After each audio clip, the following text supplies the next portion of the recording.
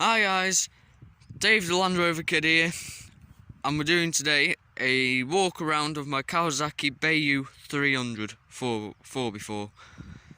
So, first off, we're going to talk from top end to the bottom end. Top end, we're running up top a cheap Chinese brake master cylinder with a handbrake, because the old handbrake, drum brake, it's knackered. We're with a digital speedometer, which I fitted yesterday, which I think is it just really goes with the quad bike. It's looks well because it matches headlights colour wise. We're running a cheap eBay special winch and winch controllers. Now we're going to go up to the front, and racks are standard, but we're running a Raptor 4x4 12 pod. I think it was a 14-inch light bar, don't just remember, mounted up to the front end here, so I can still put a bail there, and it won't affect the light bar. With I've wrapped the front. There's not very good wrapping job on this headlight. This headlight's better. I've done for the angry eyes. I've brought some cheap eBay wrap. It was, I think, £2, and it sticks on there. It's held up so far. It's been on there since yesterday. I originally used black insulation tape and just taped over it, and it looked good from far, but it didn't look well up front, not close. With a cheap 4000 Albi winch, which it isn't, because it can barely pull this out when it's stuck up to here in mud.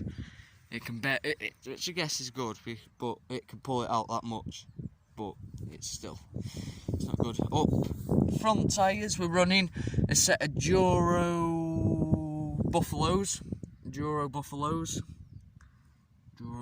on standard rims and standard hubs.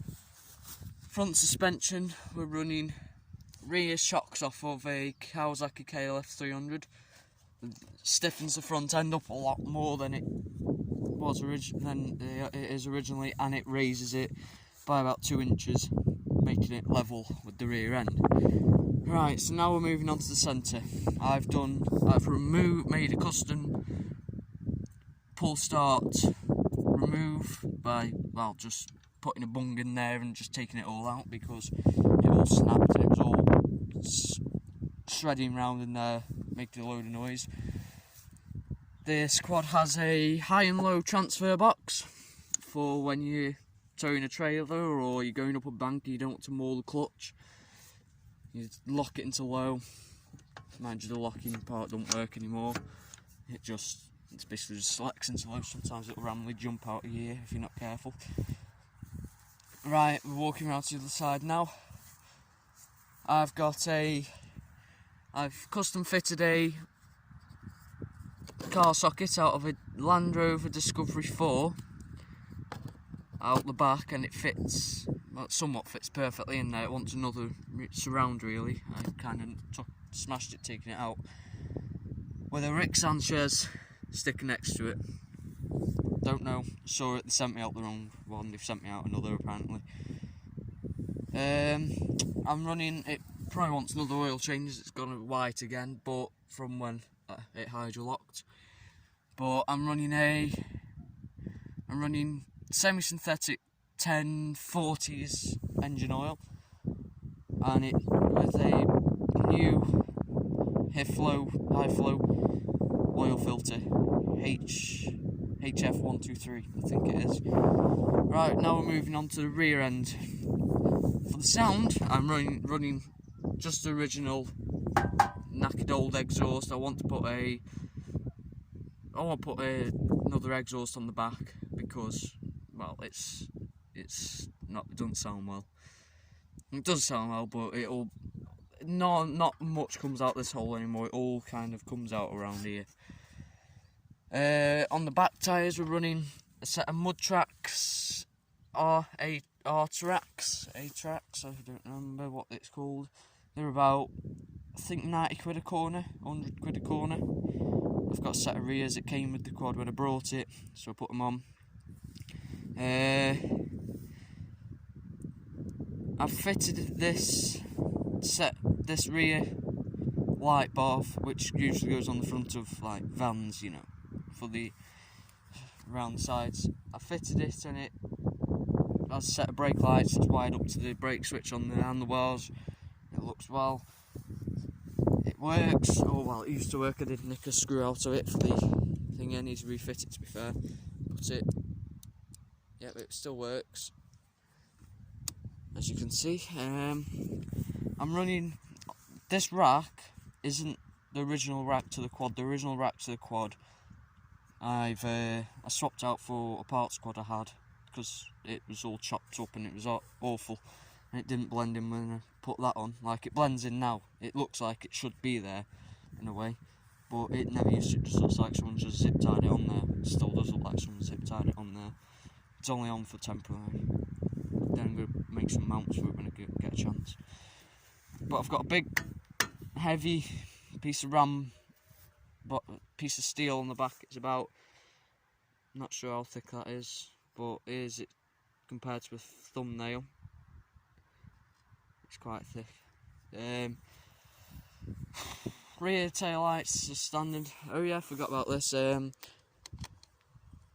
The headlights, light bars wired into the main headlights, but I've got a set of blue front LED headlights, another eBay special, with a, like I said, the Raptor 4x4 light bars are very bright in the dark, and low beam. The Raptor 4x4 light bar is the main beam. It's like, you know, it's high and low beam. It's a high and low beam light bar. It is a very good light bar at night. I ran it on my last quad, you may have seen it a bit. I didn't really do any walk around on it. It was a Kawasaki KLF 300, which had a knackered engine. I ran that for enough to run through this field when it was like up to like bottom of the light bar and water. And it ran all winter like that. So I fitted a light bar to it because, well, the headlights were under water most of the time. You couldn't see. So I fitted a light bar and it just lit up everywhere. And you could see, and it was perfectly. As you can see, I've bodged the wiring on it for now, but I am running these KLF 300s / bayou 300s. I can't really see down there. They run a snorkel, standard snorkel, running into the airbox. Underneath here, we've got a. Where to start? We've got one of them, you know, make it yourself like batteries where you have to put the acid in. It works well, but it doesn't hold charge for very long. If you left like the ignition on for a long time, it will eventually. Like with an old battery, with the battery I last had on this, you could leave it on all night and it wouldn't lose charge. This, now if you left it on all night by accident, you're expecting it to be dead in the morning or about to die. I've kind of bodged the wiring for the speedo, and I've brought some electrical connectors to, you know, properly, you know, wire it in. But they won't be here for a few days. I'm running another eBay special starter motor, which was 40 quid I think, compared to where they were all 90 quid. It starts it really well.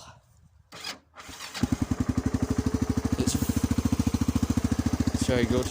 We're running right now, we're going back down to the engine. This is the main engine internals for, as I said, quad is one of a kind. It's a 30 horsepower Kawasaki Bayou, custom built engine. It's running overboard cylinder with a NKG uranium spark plug. I don't take it off as that's all full of grease to try to stop water from intruding into there. basic exhaust manifold. I want a custom exhaust made, which is either a tiny bit more bigger or stainless or something like that. With we're running a custom built race carb, custom built and custom tuned race carb. It should, with apparently it's had another cam on it, you know, custom built cam for more, basically lets out more exhaust gases and lets in more fuel. It burns a lot of fuel. It's a bit hard to keep putting petrol in it really, because I bet it's doing about 20 miles per gallon when you should do about 30-40 miles per gallon. I filled this up the other day, full to the brim, and already we've got a quarter of a tank left. It eats fuel like no tomorrow. But yeah, this quad should about push around 30 horsepower, but it don't feel like it. Fucking feels like 10 horsepower. It's that sluggish due to, well, the clutch. Because Kawasaki decided it'd be a good idea to fit not a belt drive or something like that, where you get more power than you expected. They have a gearbox, and it's with no operating clutch. This is a rear brake. This is a rear brake which doesn't even work anymore. So like, you go to it and you start it up, put it into gear, expect a load of power.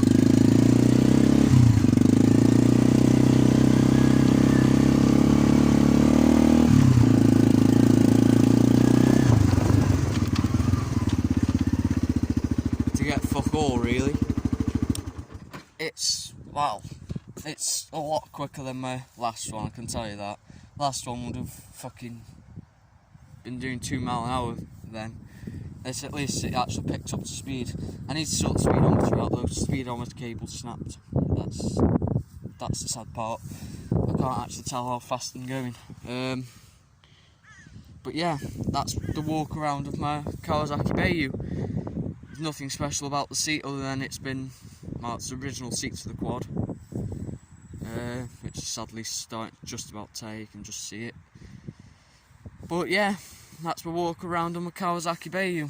It's a very nice quad. It's a very fast quad for a quad of its age, and for a Kawasaki Bayou, it's very fast. You don't expect much from one of these, as they're not really a race quad. They're not a powerhouse. They're built